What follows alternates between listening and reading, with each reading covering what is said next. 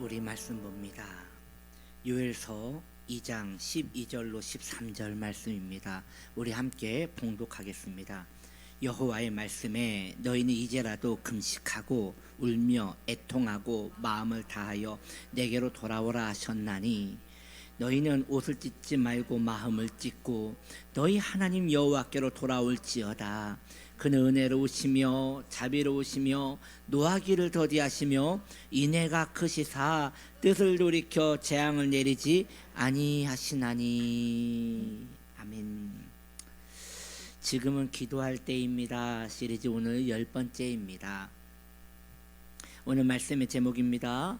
기도로 마음을 찢으라 라는 제목으로 우리 함께 은혜를 나누기 원합니다. 오늘 본문을 담고 있는 성경은 요엘서입니다. 요엘서는 다른 성경과 다르게 기록 연대를 추측하기가 매우 어렵습니다. 왜냐? 보통 선지서에서는 왕의 이름이 나오거든요. 왕들의 이름이 나오기 때문에 그 역사를 비추어 이 정도의 시대이겠다라는 것을 추측을 합니다. 그런데 요엘서에는 왕들의 이름이 나오지 않기 때문에 그 추측이 어렵다는 것이에요. 그러나 학자들은 요엘서의 몇 가지 근거를 가지고 요엘서의 그 역사를 추정하는데, 먼저 구약 성서가 굉장히 많이 인용되어 있어요. 특히 다른 선지서들이 많이 인용이 돼 있어요.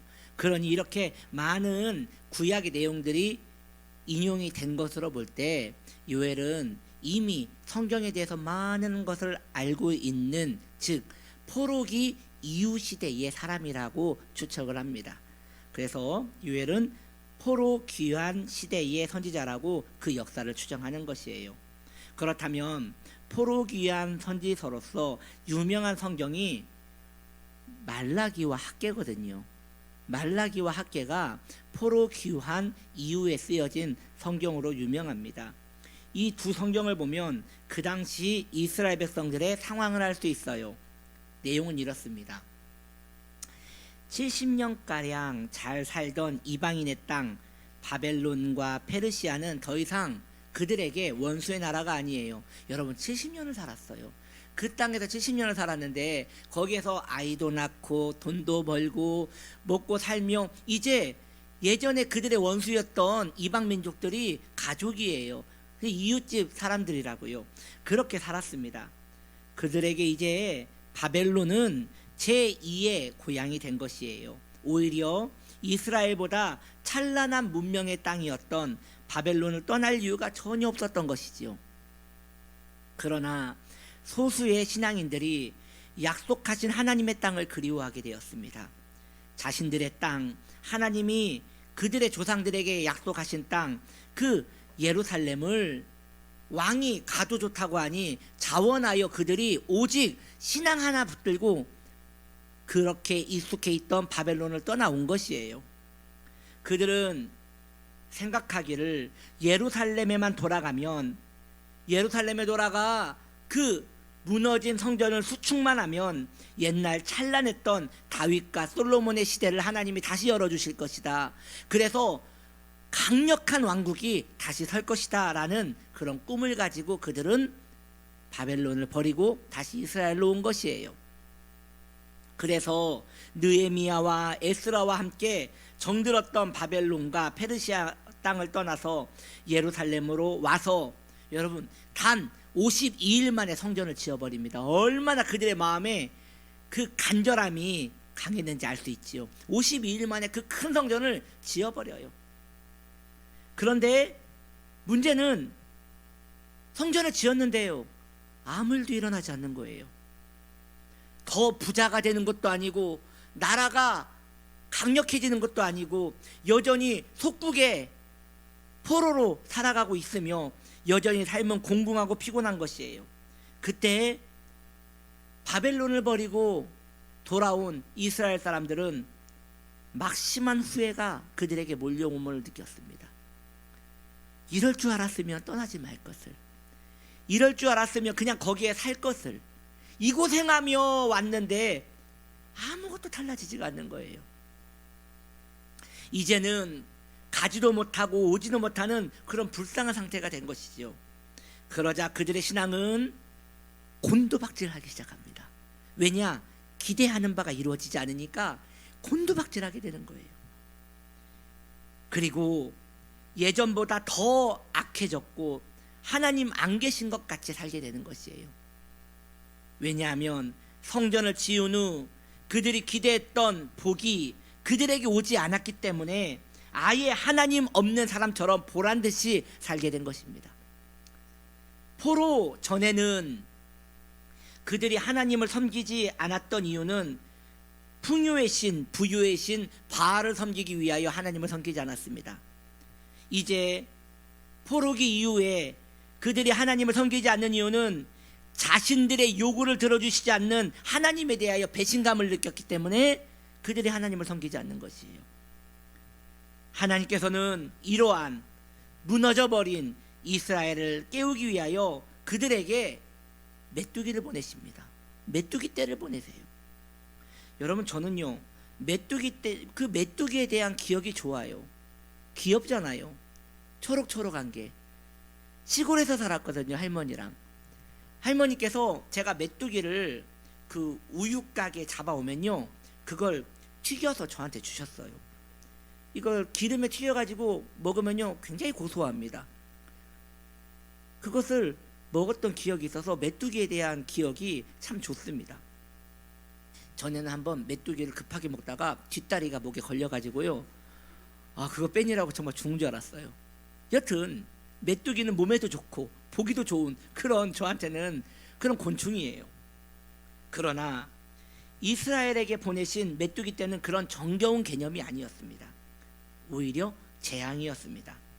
이스라엘 사람들에게 있어서 원래 메뚜기 재앙은 하나님께서 그들의 적 애굽을 치시기 위하여 주신 영적인 도구였어요. 그래서 그들에게 있어서 메뚜기 떼는 긍정적인 부분이 있었어요. 왜냐? 하나님께서 그들의 원수를 멸하시기 위하여 보내시는 군사와 같은 것이었거든요. 그래서 그들은 출애굽을 할 때 이스라엘 백성들은 메뚜기가 애굽을 공격함으로 그 혜택을 누렸기 때문에 좋은 재앙이었습니다. 그러나 이번에는 하나님께서 그 메뚜기 떼를 이스라엘에게 보내신 거예요. 오늘날에도 메뚜기 떼는 매우 두려운 재앙입니다. 2019년 10월 케냐와 소말리아에 4천억 마리, 여러분 4천억 마리, 이건 정말 사람이요 여러분, 숫자를 셀 때 1억을 못 센다고 합니다. 하나, 둘, 셋, 넷 셀 때 1억을 세지 못한대요. 4천억 마리는 이건 감이 오지 않는 거예요. 4천억 마리의 메뚜기 떼가 나타나서 축구장 10만 개의 농경지를 갉아먹었다고 합니다. 그래서 케냐와 소말리아가 한 번에 무너진 사건이 있었습니다. 여러분, 이 사진을 보십시오. 메뚜기가요 작지 않습니다.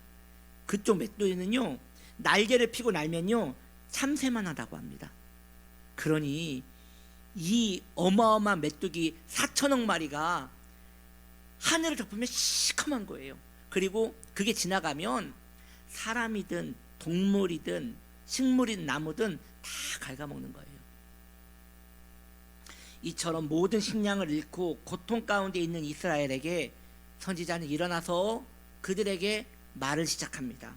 요엘서 2장 12절에 선지자는 말합니다. 여호와의 말씀에 너희는 이제라도 금식하고 울며 애통하고 마음을 다하여 내게로 돌아오라 라고 하십니다. 하나님께서 이스라엘 백성들에게 이러한 재앙을 보내신 이유는 그들의 잠자는 영혼을 깨우기 위해서였습니다. 그러나 영적으로 깊이 잠들어 있는 이스라엘은 이 재앙 앞에서 오직 자신들의 생계를 걱정하였습니다. 물론 여러분이요, 먹고 사는 생계의 문제만큼 사람에게 필사적인 것은 없습니다. 그러나 우리가 믿기는 신앙인은 사람이 떡으로만 살 것이 아니요 하나님의 말씀으로 사는 것이라라는 이 신앙의 신조를 붙들고 사는 사람들입니다.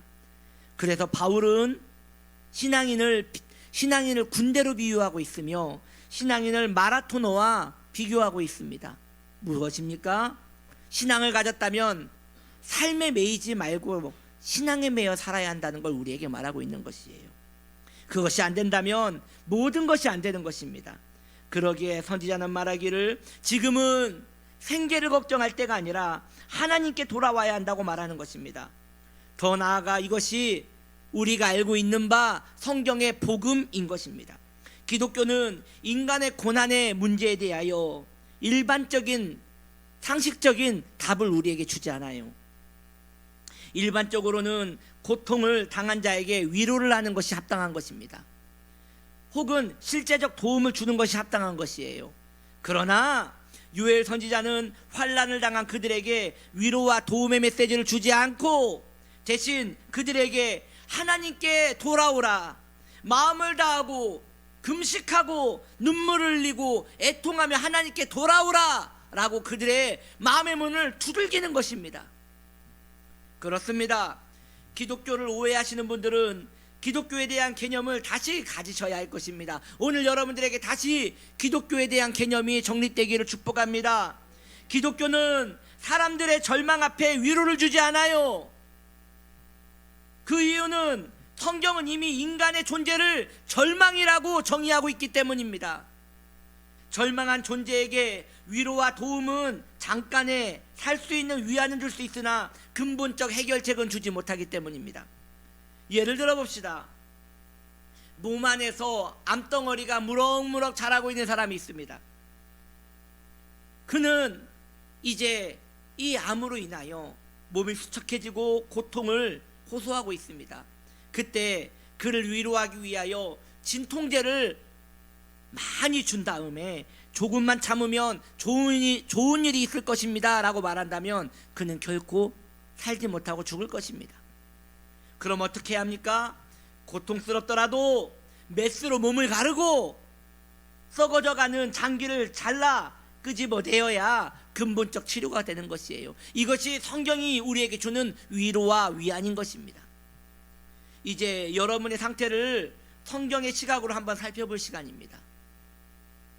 성도의 영혼이 깊이 잠들어 있을 때 성도는 자기 자신의 영적 상태에 대하여 두 가지를 감지하지 못하게 됩니다. 그 첫 번째로 하나님을 찾지 않는 게으름, 이것을 감지하지 못합니다. 둘째로 하나님과의 관계 회복을 위한 열심, 이것을 감지해내지 못합니다. 이에 대하여 더 구체적으로 살펴보기 원합니다. 첫째로 성도의 마음이 오랜 침체 속에 잡혀 있다면 자신의 신앙적 게으름을 인지하지 못한다는 것이에요. 자신이 게으르다는 것을 인정하지 않아요. 지금은 하나님을 찾아야 할 때라는 것을 알고 있지만 기도할 시간을 내지 않습니다. 자신의 일상을 위해서는 24시간도 부족하여 시간이 없다고 다급함을 느끼지만 하나님을 찾는 일에 대해서는 몇 년간 열어보지 않은 다락방에 쌓인 먼지와 같이 수북하게 쌓인 그 다락방의 그 먼지와 같이 마음의 기도의 골방은 먼지가 수북하게 쌓여 있습니다. 세상의 일에는 분주하지만 하나님의 일에는 게으른 이러한 성도의 마음이 어찌 문제없다 하겠습니까? 그에게 삶에 문제가 없는 것이 더 큰 문제인 것입니다. 요엘은 계속 이야기합니다. 이번에는 하나님께서 너희에게 메뚜기 떼를 보냈으나 다음에는 적군의 군대를 보낼 것이다. 그렇게 하나님은 너희를 계속 깨울 것이다 라고 말씀하십니다. 무슨 말입니까? 메뚜기 떼에 그들이 적응했다는 걸 말하는 것이에요. 그들이 하나님께 돌아오기보다 메뚜기 떼에 적응을 한 거예요. 그래서 양식을 숨기기 시작했고, 그리고 이 적은 양식으로 살아갈 방도를 찾기 시작한 거예요. 하나님께서 그들에게 메뚜기 떼를 보내신 것은 이제 그 메뚜기 떼가 두려워서 하나님께 돌아오기를 바랬건만 그들은 오히려 그 메뚜기 떼를 적응하기 시작한 것입니다. 그러자 하나님께서 말씀하십니다. 좋다, 다음에는 내가 군대를 보낼 것이니 거기에도 적응할 수 있는가 보자 라고 말씀하시는 것입니다. 사랑하는 성도님들이요, 기억하십시오. 하나님께서는 잠들어 있는 그의 백성을 기어코 깨우십니다. 하나님께서는 깨우다가 이 정도면 되었다, 어쩔 수 없네. 나도 너를 이해한다.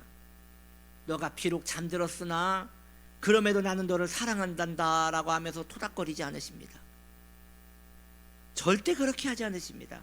하나님께서는 그분의 백성을 깨우되 끝까지 깨우실 것입니다. 일어날 때까지 깨우실 것입니다. 언제까지 말입니까? 여러분이 깨어 하나님을 의지할 때까지 하나님은 멈추지 않으실 것입니다.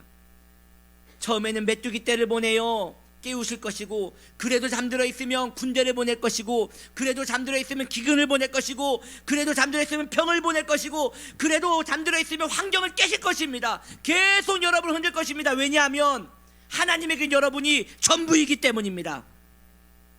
그러니 하나님은 절대 포기하지 않으십니다. 그러니 여러분이 포기하는 것이 맞습니다. 하나님은 포기하지 않으십니다. 그러니 깨어 하나님께 돌아오십시오. 여러분들은 어차피 세상으로 못 가십니다. 하나님께 붙잡혔기에 결국 하나님께 돌아와야 상황 종료가 되는 것이에요. 그러므로 하나님에 대한 신앙의 게으름을 버리시기를 바랍니다. 두 번째로, 성도가 오랜 침체 가운데 있으면 하나님과의 관계 회복에 대한 열심의 불꽃이 사라졌음에도 그걸 깨닫지 못합니다. 여러분들은 언제 말씀을 듣다가 마음이 무너져 봤습니까? 여러분은 언제 기도하시다가 마음이 무너져 물이 쏟아지듯 하나님께 나는 어떻게 합니까? 라고 하며 그분께 여러분의 삶을 드린 적이 있습니까? 하나님의 은혜가 임하면 성도의 마음에 얼음이 녹게 되고, 그때 성도는 마음이 복받쳐서 나는 당신밖에 없습니다 라고 그분 앞에 엎드리는 것이, 이것이 신앙의 수순입니다. 어차피 성도는 이 세상에서는 위로받지 못합니다. 왜요? 하나님께서 그렇게 창조하셨기 때문이에요. 여러분이 거듭난 순간부터 여러분의 새로운 피조물이 되었고, 이제는 하나님 아니고서는 어디에서도 안식을 찾지 못합니다. 하나님 아닌 곳에서 계속 위로를 찾으려고 할 때마다 더 목마를 것이고, 더 서러울 것이며, 더 마음이 쪼여올 것입니다. 왜냐하면 하나님께서 그렇게 여러분의 삶을 올가매셨기 때문입니다. 오직 하나님의 품 안에서만 은혜를 누릴 수 있도록 하나님께서는 여러분의 마음을 붙들어 주셨습니다.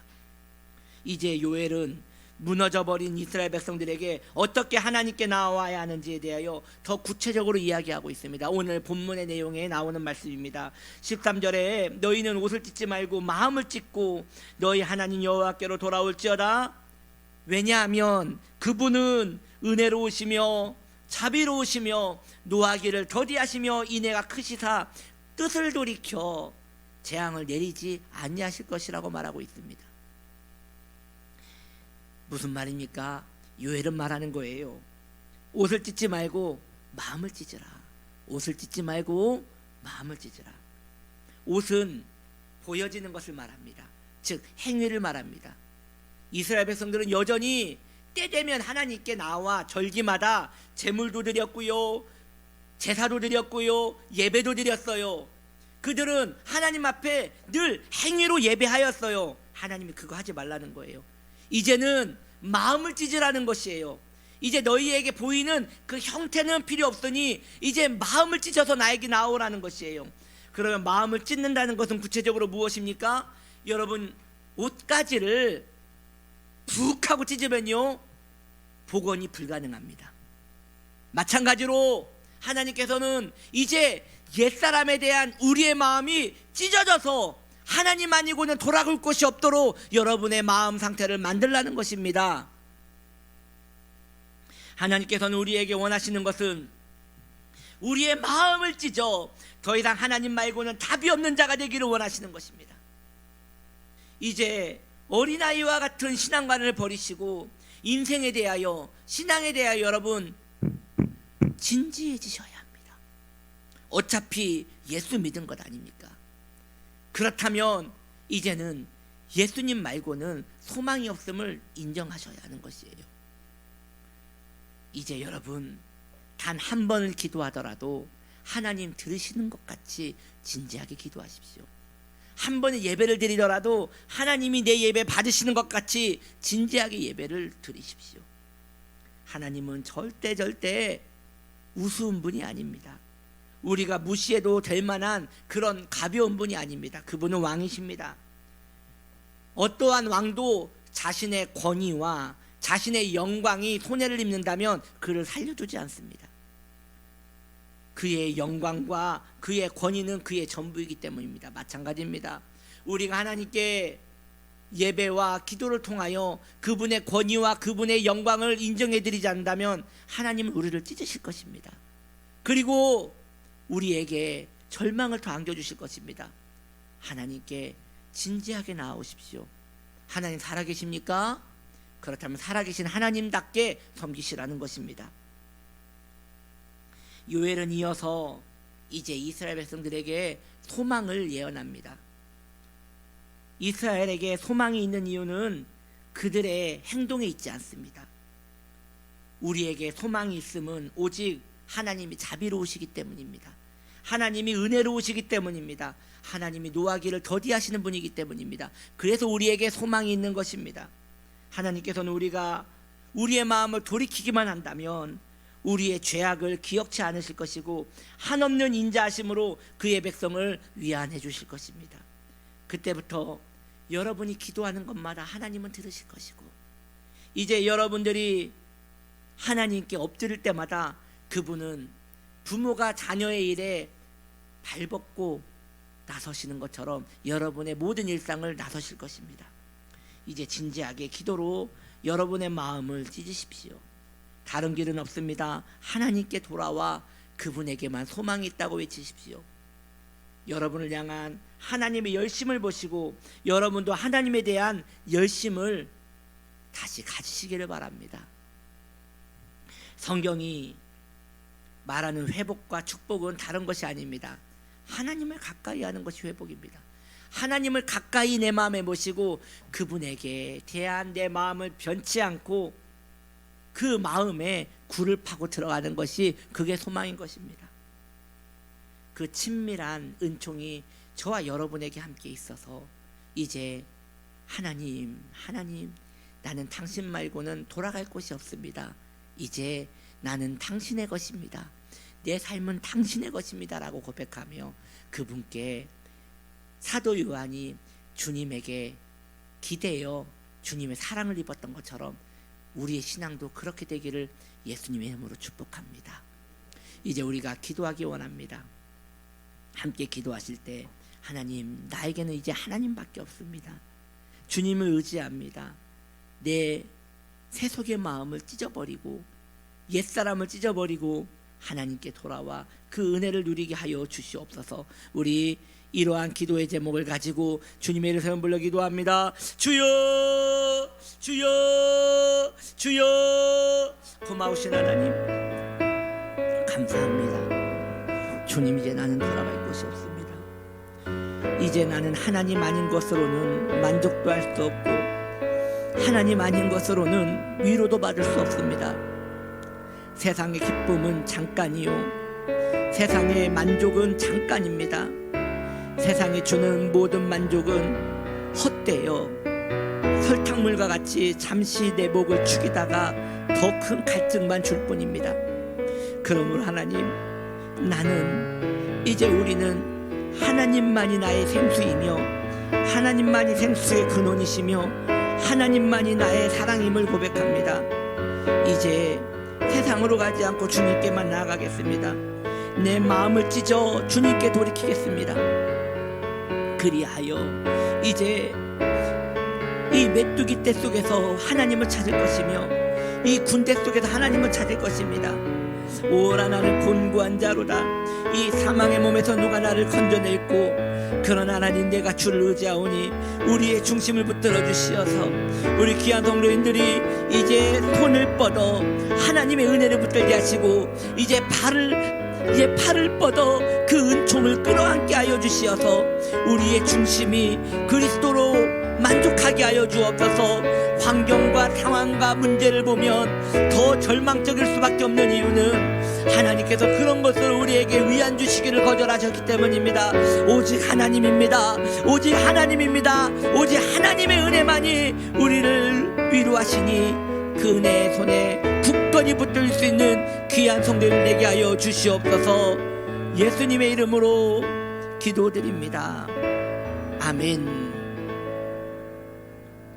이 시간 드려진 예물을 위하여 축복 기도하며 신유 기도합니다. 하나님, 그렇습니다. 하나님 말고는 우리에게 소망이 없습니다. 좋으신 우리 하나님께 우리가 마음을 담아 예물을 드리오니 우리 귀한 성도들의 삶을 보존하시고 축복하시며 형통케 하시고 늘 주 앞에 마음으로 예배할 수 있는 찢겨진 심령 되게 하소서. 하나님, 구원나니 우리 성도님들을 강건케 하시옵소서. 이 시간 여러분 믿음의 손으로 여러분의 병든 자리에 올려놓읍시다. 이 손은 믿음의 손이요 주님이 명령하신 손이니 이제 우리가 믿음으로 고백하옵기는 주님, 주의 백성을 강건케 하옵소서. 주의 백성을 소생케 하여 주옵소서. 내가 예수의 이름으로 명하노니 자녀된 권세로 명하노니 예수님의 이름으로 병든 자리는 나음을 받을지어다. 치료가 임할지어다. 강건하라, 강건하라. 예수의 이름으로 명하노니 병든 이 육신 병만은 떠나갈지어다. 육신을 괴롭히는 악한 권세는 떠나갈지어다. 주님 새롭게 하시고 소생되어지게 하여 주시고 하나님 우리의 마음에 하나님께 돌이킬 수 있는 은총 또한 더하여 주옵소서. 소망이 없는 자가 있습니까? 하나님께 소망을 듣고 그 마음이 소생되게 하여 주옵소서. 예수의 이름으로 명하노니 마음아 살아나라. 마음아 살아날지어다. 마음아 신앙으로 살아날지어다. 하나님, 이 세상은 먹을 것이 있어야 산다고 합니다. 그러나 성경은 말합니다. 사람이 떡으로만 살 것이 아니요 하나님의 말씀으로 사는 것이니 그의 명령으로 살아날지어다 하였으니 우리 귀한 성도들 마음에 소생의 은혜를 허락하여 주시어 주님 앞에서 은혜로 서게 하시옵소서. 주님의 은혜에 감사드리며 예수님의 이름으로 기도드립니다. 아멘. 다 같이 일어나셔서 찬송가 383장 하나님께 올려드립니다.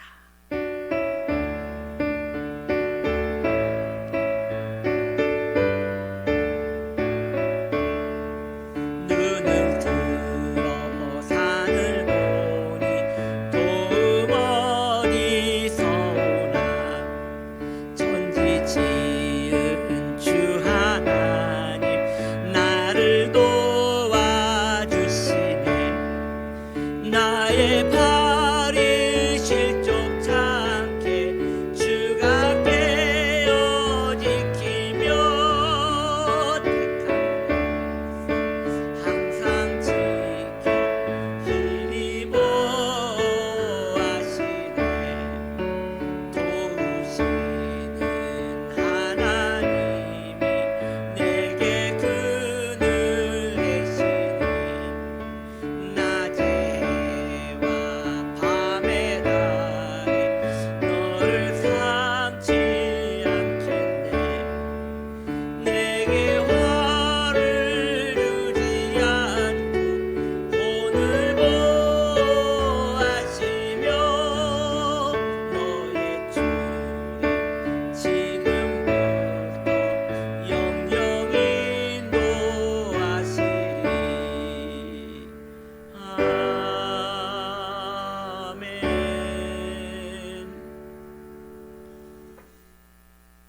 지금은 우리 구주 예수 그리스도의 은혜와 하나님 아버지의 지극하신 사랑하심과 흔들리지 아니하시는 성령의 내주감동 인도하심이 비록 메뚜기 떼를 만나여 마음이 무너졌을지라도 이제 견고하게 일어나서 허리를 동이고 고요한 눈길로 하나님을 바라보며 내 소망은 하나님께 있나이다 라고 고백하며 그 은총에 매이기를 원하는 존귀한 그의 백성들 머리 위에 지금부터 영원토록 함께 하시기를 간절히 축원드리옵나이다.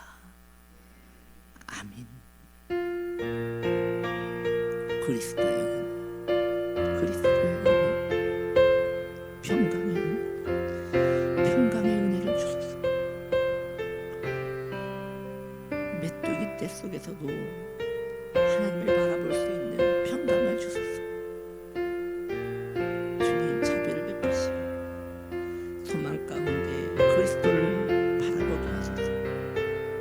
티끌에 입을 맞추게 하시옵소서. 할렐루야. 아멘. 자리에 앉아주시기 바랍니다. 이제 우리 가슴에 손을 얹고 믿음의 손을 납시다. 나의 마음을 짓겠습니다. 아멘. 그렇게 겸손하고 고요한 심령으로 하나님께 나아가는 우리 되기 바랍니다. 우리 그렇게 믿음으로 또 한 주간 살아보자고 서로를 격려하며 축복합니다. 빛이 있으라, 빛이 있으라, 빛이 있으라. 할렐루야. 한 주간 믿음으로 승리하십시오.